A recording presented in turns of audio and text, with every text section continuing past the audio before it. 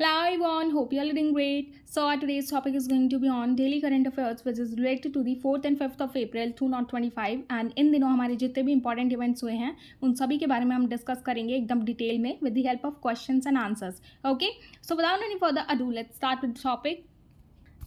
So first question is, what major transport agreement was signed during the BIMSTEC Summit 2025? तो जैसे कि आपको पता ही है रिसेंटली अभी हमारी 6th एडिशन की BIMSTEC समिट हुई है, तो उसके अंडर एक बहुत बड़ा मेजर ट्रांसपोर्ट अग्रीमेंट साइन किया गया है. तो वो किससे रिलेटेड है? तो यहाँ पे आप सारे ऑप्शंस देख सकते हैं, इनमें से जो हमारा करेक्ट आंसर हो जाएगा which is C, BIMSTEC maritime transport agreement. Okay, तो यहाँ पे आप देख सकते हैं ऑन 4th of April 2025 तो हमारे जो प्राइम मिनिस्टर मोदी जी हैं उन्होंने इसके अंडर ये पार्टिसिपेट किया था 6th एडिशन की BIMSTEC समिट में, जो कि बैंकॉक थाईलैंड में हुई है. उसके अंडर ही एक बड़ा ट्रांसपोर्ट एग्रीमेंट साइन किया गया है which is related to the BIMSTEC maritime transport agreement. Okay, तो ये चीज़ आप याद रखिएगा. एंड इसी से रिलेटेड एक और क्वेश्चन है, where is the 6th BIMSTEC summit held? तो रिसेंटली ये जो 6th BIMSTEC समिट हुई है ये कहाँ पे हुई है? रिसेंटली हमारे प्राइम मिनिस्टर मोदी जी ने पार्टिसिपेट किया है. तो ये 6th एडिशन की BIMSTEC समिट है जो कि हुई है बैंकॉक थाईलैंड में. ओके, इसकी थीम भी आपके एग्जाम पर्सपेक्टिव से बहुत ही ज्यादा इंपॉर्टेंट हो जाती है. तो ये जो समिट हुई है तो इस 6th BIMSTEC समिट की थीम थी prosperous, resilient and open. Okay, तो ये चीज़ भी आप याद रखिएगा, ये बहुत ही ज़्यादा इंपॉर्टेंट क्वेश्चन हो जाता है आपके एग्जाम पर्सपेक्टिव से. तो यहाँ पे आप देख सकते हैं ये 6th BIMSTEC समिट हुई है जो कि बैंकॉक थाईलैंड में 4th of April 2025 में. ओके, एंड इसके अंदर टोटल कितने मेंबर्स हैं? टोटल 7 मेंबर्स हैं हमारी BIMSTEC में. तो यहाँ पे आप देख सकते हैं Bangladesh, Sri Lanka, India, Nepal, Bhutan, Thailand and Myanmar. Okay, तो इन सारे ही कंट्रीज के प्राइम मिनिस्टर इस BIMSTEC समिट में इन्होंने पार्टिसिपेट किया है. ओके, तो यहाँ पे आप सबकी पिक्चर देख सकते हैं. Now next question is, which country recently assumed the chairmanship of BIMSTEC for the 2025 to 2027? तो recently अभी किसने ये chairmanship को assume किया है फ्रॉम 2025 से लेके 2027 तक? तो हमारा जो करेक्ट आंसर हो जाएगा इनमें से which is C, Bangladesh. Okay, तो यहाँ पे आप देख सकते हैं ऑन 4th of April 2025 में बांग्लादेश ने ये अज्यूम किया है, ये चेयरमैनशिप को अज्यूम किया है BIMSTEC की, which simply stands for bay of Bengal initiative for multi sectoral technical and economic cooperation for the next 2 years. Okay, तो ये जो चेयरमैनशिप इनको मिली है ये 2 years के लिए मिली है during the BIMSTEC summit which was held in Bangkok. And यहाँ पे आप इनकी पिक्चर देख सकते हैं, ये इंटरिम पोस्ट पर है प्राइम मिनिस्टर की बांग्लादेश पे मोहम्मद यूनुस. ओके, तो इन्हीं के द्वारा ये चेयरमैनशिप को अज्यूम किया गया है अगले 2 साल के लिए विच इज़ फ्रॉम 2025 टू 2027. तो यहाँ पे आप देख सकते हैं BIMSTEC जो कि 7 मेंबर कंट्रीज से मिलकर बना है एंड ये सारी कंट्रीज के नेम इधर हैं. तो मेनली जो इसका सिग्निफिकेंस है वो है is to provide major support in implementing its act east policy and development of its ambitious Sagarmala project. Okay, तो ये सारी चीज़ें आप याद रखिएगा. Now next question is, who has been recently appointed as the Deputy Governor of Reserve Bank of India in April 2025? तो recently हमारी जो RBI की डेप्यूटी गवर्नर अपॉइंट की गई हैं इंडिया में अप्रैल 2025 में. तो इनका नेम क्या हो जाएगा? तो हमारा जो करेक्ट आंसर हो जाएगा which is C, doctor Poonam Gupta. तो ये है डॉक्टर पूनम गुप्ता जिन्हें अपॉइंट किया गया है as the deputy governor of the reserve bank of India for 3-year term starting from April 1st 2025. Okay, तो इनका नेम आप याद रखिएगा. तो यहाँ पे आप कुछ चीज़ जान लीजिए रिलेटेड टू RBI. तो ये जो RBI है इसका जो इस्टेब्लिशमेंट हुआ था वो हुआ था ऑन April 1st 1935 में according with the provision of reserve bank of India act 1934. इसी एक्ट के तहत इसको इस्टेब्लिश किया गया था. एंड इसका जो इनिशियली सेंट्रल ऑफिस था रिजर्व बैंक ऑफ इंडिया का वो था कोलकाता में, but later it was permanently move to Mumbai in 1937. Okay, तो इसका जो हेडक्वार्टर है परमानेंटली अब 1937 में मुंबई कर दिया गया था, उससे पहले कोलकाता था. ओके, तो ये सारी छोटी छोटी चीज़ें आप याद रखिएगा related to RBI. Now next question is, when did the parliament passes of Waqf amendment bill 2025? तो रिसेंटली ये पार्लियामेंट में पास किया गया है दोनों हाउसेस के द्वारा वक्फ अमेंडमेंट बिल. ओके, तो इसमें जो हमारा करेक्ट आंसर हो जाएगा विच इज सी, इसको फाइनली पास कर दिया गया था ऑन 3rd of April 2025 में. तो ये जो वक्फ अमेंडमेंट बिल है तो ये पास कर दिया गया है दोनों हाउसेस के द्वारा एंड लास्ट में इसको अप्रूवल मिल गया है राज्यसभा के द्वारा ऑन 3rd of April 2025 में with the 128 votes in favour and 95 against. Following a 12 hour debate. Okay, इससे रिलेटेड 12 आवर डिबेट भी हुई है हमारे पार्लियामेंट में, उसके बाद जाकर ये वक्फ अमेंडमेंट बिल को पास कर दिया गया है and Lok Sabha had already approve the bill. पहले लोकसभा ने इसको ऑलरेडी अप्रूवल दे दिया था, बट लास्ट में 3 अप्रैल को ये फाइनली अप्रूवल मिल गया था राज्यसभा के द्वारा। ओके, तो ये चीज़ें आप याद रखिएगा। इसकी फाइनल डेट आपसे पूछी जा सकती है किसी भी एग्जाम्स में। ओके, तो यहाँ पे आप कुछ चीज़ें जान लेते हैं related to Waqf amendment bill 2025।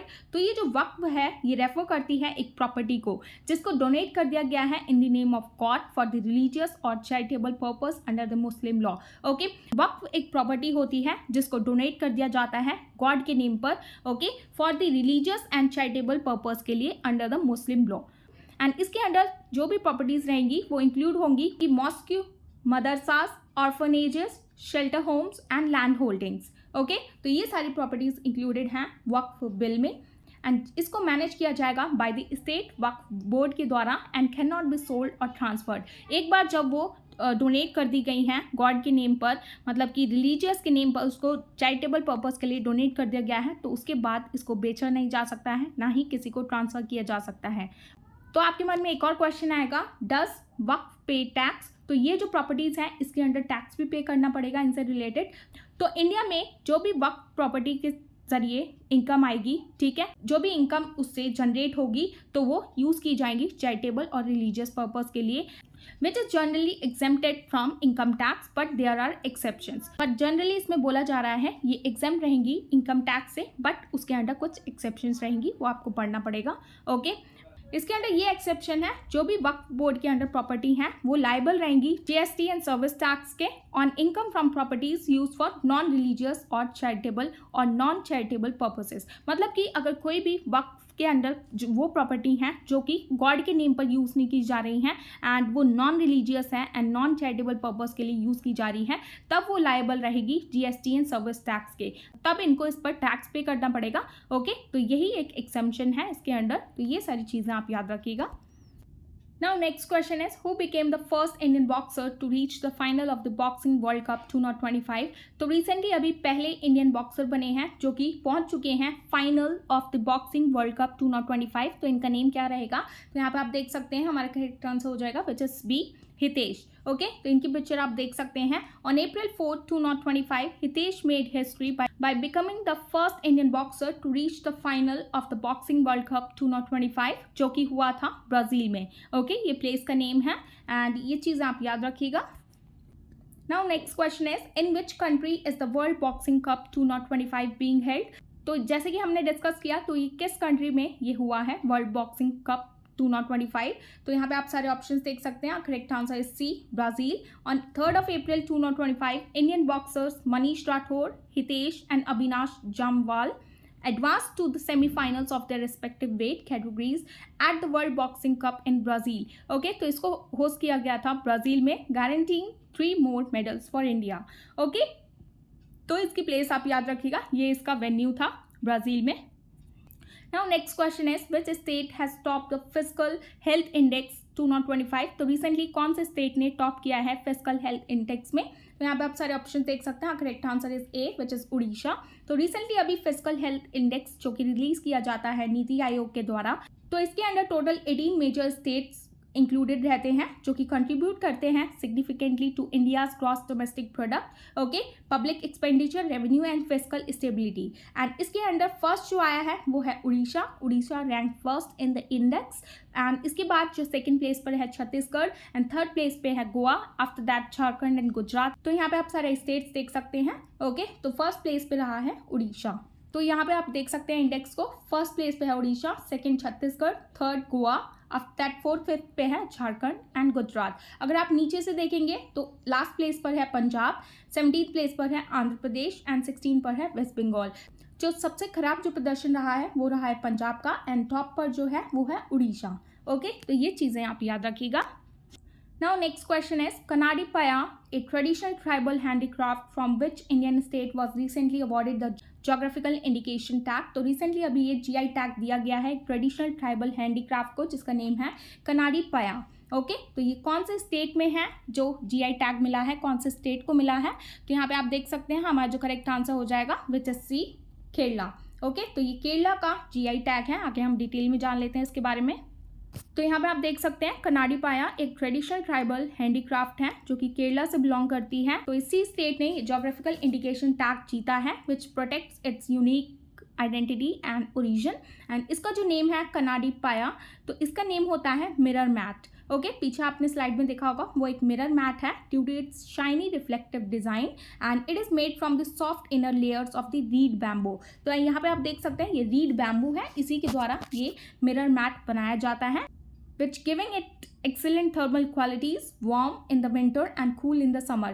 Warmness ये प्रोवाइड करता है विंटर में एंड कूल प्रोवाइड करता है समर्स में। ओके, एंड ये जो क्राफ्ट है ये मेनली बनाया जाता है बाय द ट्राइबल कम्युनिटीज़ के द्वारा, लाइक ओराली, मनन, मथुआ। तो ये सारे ट्राइबल कम्युनिटीज़ हैं जिनके द्वारा ये प्रिपेयर किया जाता है इन इदुकी, थ्रिसूर, एर्नाकुलम एंड पलाक्कड डिस्ट्रिक्ट में which lies in Kerala. Okay, तो ये केरला को ये टैग दिया गया है कनाडी पाया जो कि एक ट्रेडिशनल ट्राइबल हैंडीक्राफ्ट है। ओके, तो ये सारी चीज़ें आप याद रखिएगा।